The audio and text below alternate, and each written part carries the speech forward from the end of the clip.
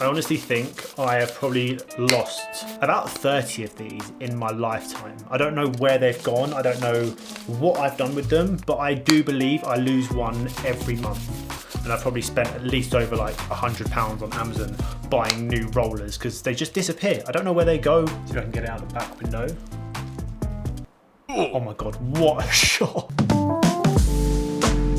What is good, ladies and gentlemen? Welcome back to another video. Yes, I know, making another Lightroom tutorial. I think I'm just addicted to making these types of videos, but there is and can be worse things to be addicted to be honest, in life. Today, I'm gonna be taking you guys through my top 7, 8, or 6, I'm not sure how many I've got on this list. I'm gonna go through my top tips that you guys probably didn't know about or features in Lightroom, things that I have pretty much figured out very recently, a few things I figured out really recently, and a few things that I've known for a while, which have really helped me in my workflow. I think for some people who may be new to Lightroom, knowing about these features may be really beneficial for you going forward in your editing career. During the first year or so of me actually using Lightroom on a day-to-day basis, I didn't touch any of these tools, any of these features. Granted, some of the features that I will be talking about have only been recently added in, and when I say recently, within the last like 7 or 8 months. But when I first started out, I didn't go near any of these tools. I was too scared. I was like, don't really want to know about that. I'm just going to leave that there. I'm not going to touch it. So let's start off with the first feature. I'm going to make my way through from the most important, in my opinion,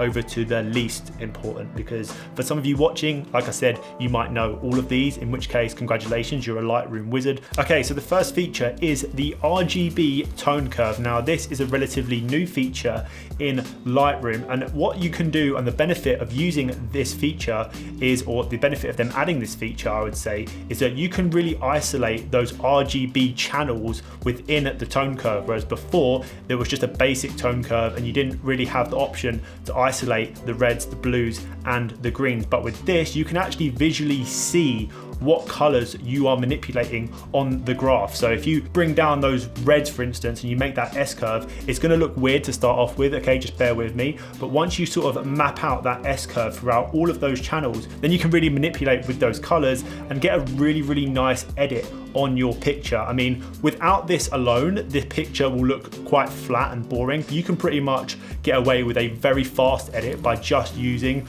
the tone curve, the exposure, the contrast, and absolutely nothing else. It's that powerful. I think this is probably the most important feature of the list, which I'm going to talk about, because you can change your photo so much by just using this feature. So if you can master the RGB tone curve, you will be a wizard at editing. Moving on now to feature number 2. Now, I'm actually really embarrassed to say this, but I only found out about this tool, I would say 2 months ago, not even joking. The amount of times that I've gone over and tried to brush out really carefully and outline brush something, and I want to sort of separate that from the background, I want to change the exposure, the hours that I've spent, honestly. This feature, I can't believe I didn't know it existed. This is the auto mask. Now, what this does is when you want to paint over a subject with your brush, pretty much Lightroom will detect where you're brushing, so you won't sort of go over the area which you're intending to sort of brush over. For example, on these pictures of these buildings,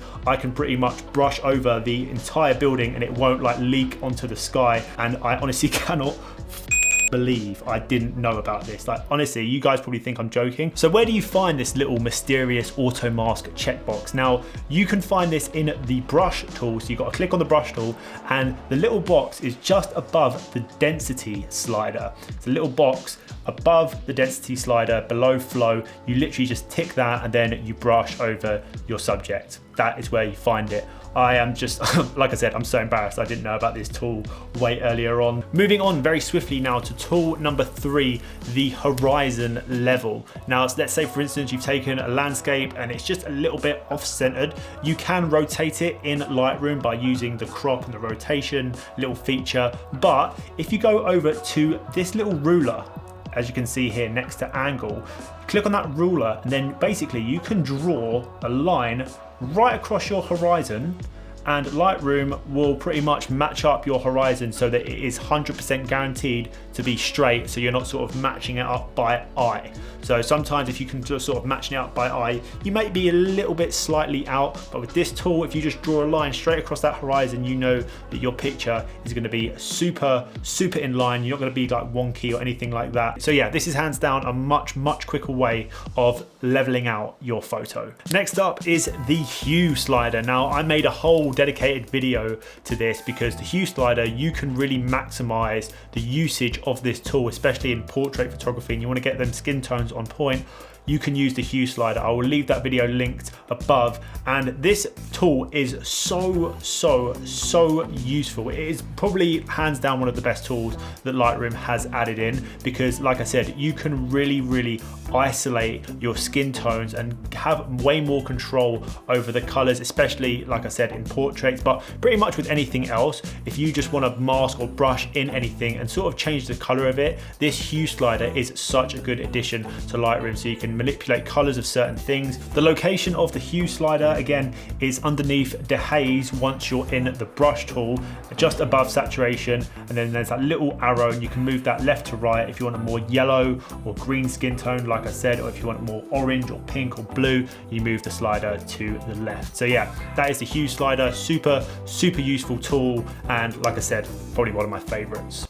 I'm not sure if you're going to have this feature if you're using Lightroom Mobile, but I do know on Lightroom and Lightroom Classic you have access to this feature if you're on an iPad, a desktop or a laptop, but for mobile I'm not too sure. Moving on to the next feature. Now I think I've definitely lost count of what number we're on, but I'll see in the editing. Everyone or majority of you watching will know about this. This is the linear mask. It's a little square icon next to the Radial Filter.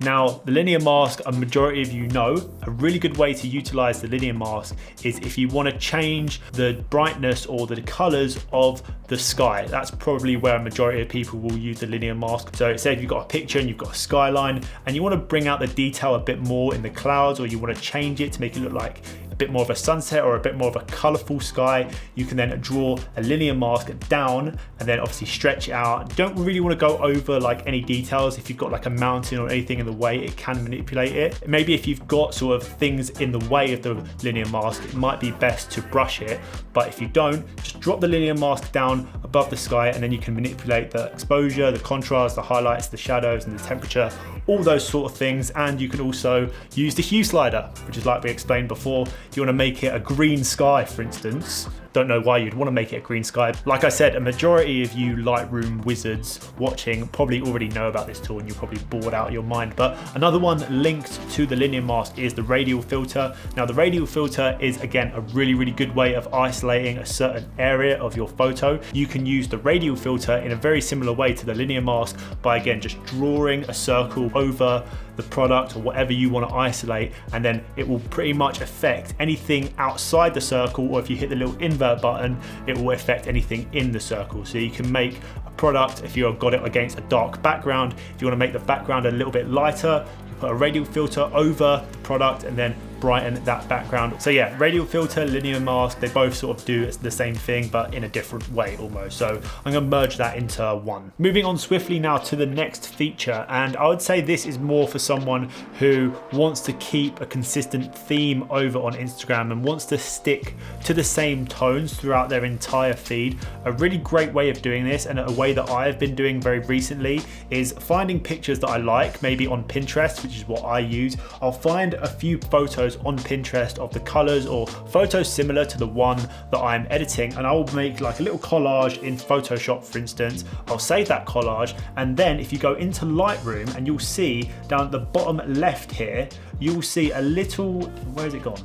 I've lost it now. Let's try again. You'll see down at the bottom left a little RA icon next to the two Y's, and the RA or the R stands for reference. So what you can do is you can actually import those collection of images that you may have made, or you know, the tones that you like from those photos, and you can literally just drag it next to the photo that you're editing, so that you can have a really clear view of when you're editing the picture of like a side-by-side comparison of your picture compared to the ones you want inspiration from in terms of the colors and things like that. So it's a really good way to sort of reference some pictures against your one if you're wanting to maintain a theme throughout Instagram and you want to go with the same sort of blues or the same oranges or anything like that. It's a really good way to sort of have a side-by-side comparison when you're editing to make sure that your colors and everything is on point and you maintain that consistent theme that everyone loves. And last of all, Jesus Christ, we have sped through this tutorial, but the last feature I want to talk about is the reset tool.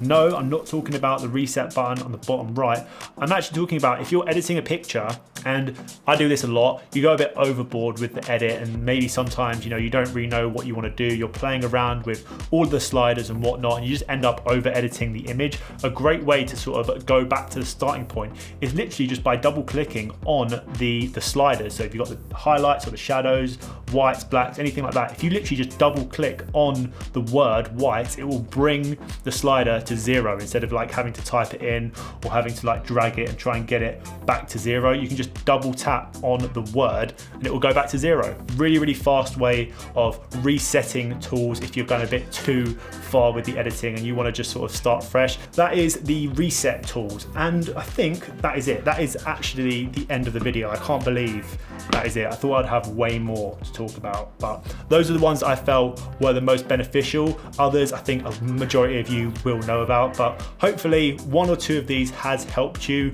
or maybe one or two of these features you aren't to know about, but because you've watched this, you now know. Thank you guys so much for watching. If you did like this video, don't forget to leave a like, rating, subscribe if you are new, and I shall see you all very soon in the next one. I've got to pack because I've got an early shoot tomorrow at like 9 AM, so I've got to pack all my gear and it's like midnight now, so I'm just gonna get on with it. Thank you all so much for watching and tuning in to these tutorials. Hopefully they're helpful, and I shall see you very soon in the next one. Take care. Peace.